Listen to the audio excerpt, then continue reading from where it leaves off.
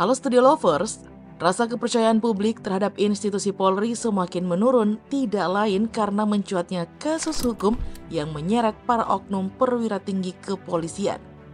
Tidak main-main, kasus hukum tersebut berupa pembunuhan berencana hingga pengedaran narkoba. Kapolri Listio Sigit turut mengamini penurunan kepercayaan publik kepada instansi di mana ia menjabat. Sang Kapolri mencontohkan kasus pembunuhan Brigadir J yang didalangi oleh Ferdi Sambo. Hal tersebut tidak terlepas dari beberapa oknum polisi yang berpangkat jenderal terseret beberapa kasus besar. Nah, berikut ini kami sajikan deretan para jenderal polisi yang terseret kasus besar. Tapi seperti biasa, sebelum kita lanjut jangan lupa ya untuk menekan tombol subscribe dan aktifkan juga lonceng notifikasinya agar kamu tidak ketinggalan info terbaru dari Studio Langit.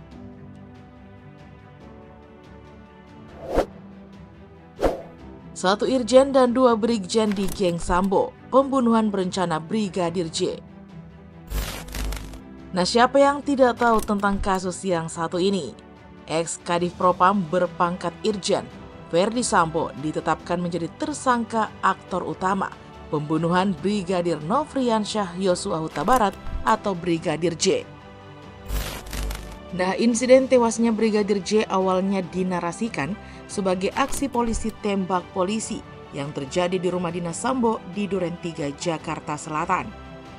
Kala itu Studio Lovers diberitakan bahwa Brigadir J ditembak mati oleh rekannya Baradae berkat sang brigadir disebut melecehkan istri Ferdi Sambo, Putri Chandrawati.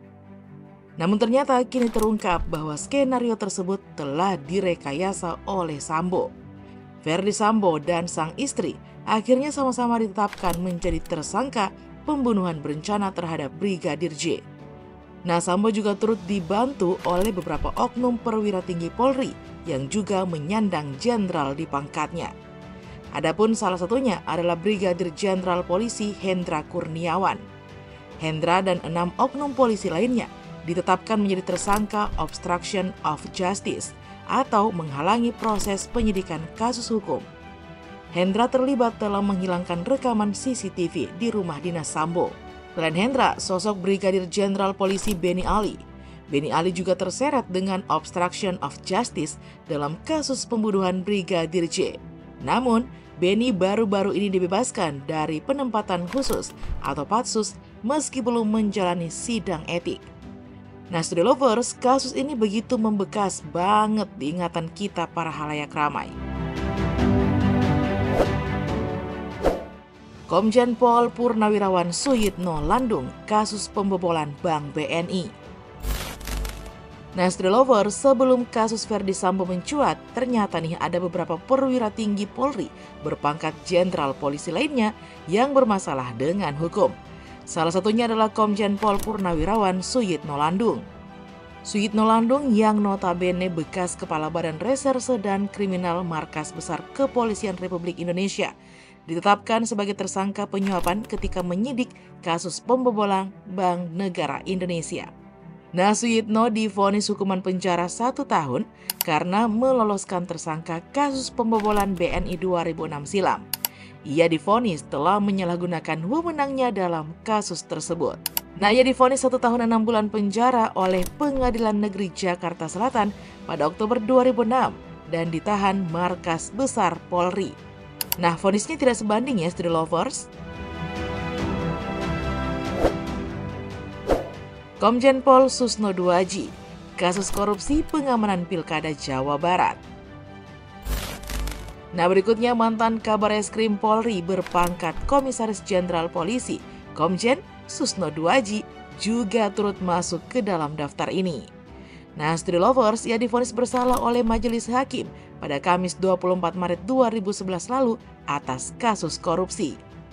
Nah, ia terseret 2 kasus korupsi, yakni penyelewengan di PT Salma Arowana Lestari dan korupsi dana pengamanan Pilkada Jawa Barat. Ia dinyatakan bersalah karena terbukti memerintahkan pemotongan dana pengamanan pemilihan Kapolda Jabar yang merugikan negara sebesar 8,1 miliar rupiah. Ia divonis penjara 3,5 tahun dan denda 4,2 miliar rupiah. Walau sudah lama, tapi ini cukup mencoreng institusi Polri ya, studi lovers. Irjen Pol Joko Susilo, kasus korupsi pengadaan simulator SIM. Nah, studi lovers, sosok Irjen Pol Joko Susilo sempat mencicipi kurungan lapas Sukamiskin. Sebab, ia adalah salah satu jenderal yang terserat kasus korupsi pengadaan simulator SIM di Korlantas Polri. Nah, ternyata nih, selain korupsi pengadaan simulator SIM, ia juga dianggap terbukti melakukan tindak pidana pencucian uang TPPU untuk periode 2003-2010 dan 2010-2012. Sebelumnya, menuntut Joko Susilo dengan hukuman 18 tahun penjara dan denda 1 miliar rupiah, subsidi 1 tahun kurungan. Sementara itu, dari perhitungan Badan Pemeriksa Keuangan, akibat perbuatan terdakwa dalam proyek pengadaan simulator SIM pada tahun 2011 lalu, negara mengalami kerugian sebesar 121,3 miliar rupiah. Waduh, nah kalau ini patut nih divonis dengan berat. Irjen Pol Napoleon Bonaparte, kasus korupsi Joko Chandra. Selain Joko Susilo dan Susno Duaji, sosok Irjen Pol Napoleon Bonaparte juga dibui karena terjerat kasus korupsi. Perwira tinggi Polri yang berbagi nama dengan sosok Kaisar Prancis tersebut sempat menghapus red notice Joko Chandra. Padahal, Joko kala itu sedang menjadi buronan KPK akibat kasus korupsi. Nah, aksi Napoleon tersebut diiming-imingi suap $370.000 Amerika Serikat dan $200.000 Singapura. Irjen Napoleon Bonaparte divonis 4 tahun penjara dan denda sebesar 100 juta rupiah, subsidi 6 bulan kurungan. Tidak habis-habis ya oknum-oknum ini bermunculan.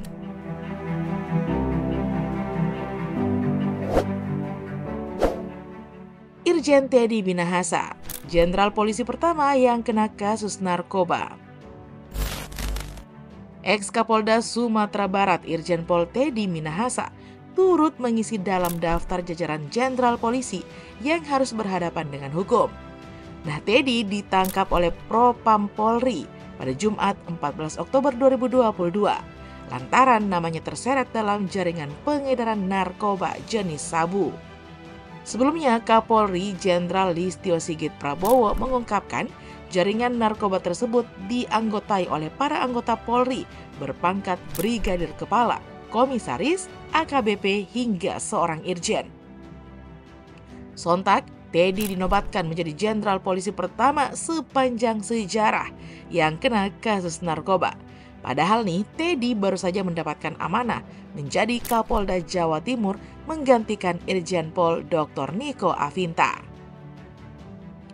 Nah, Stray Lovers, itulah tadi sederet kasus yang telah mencoreng nama baik Polri selama ini.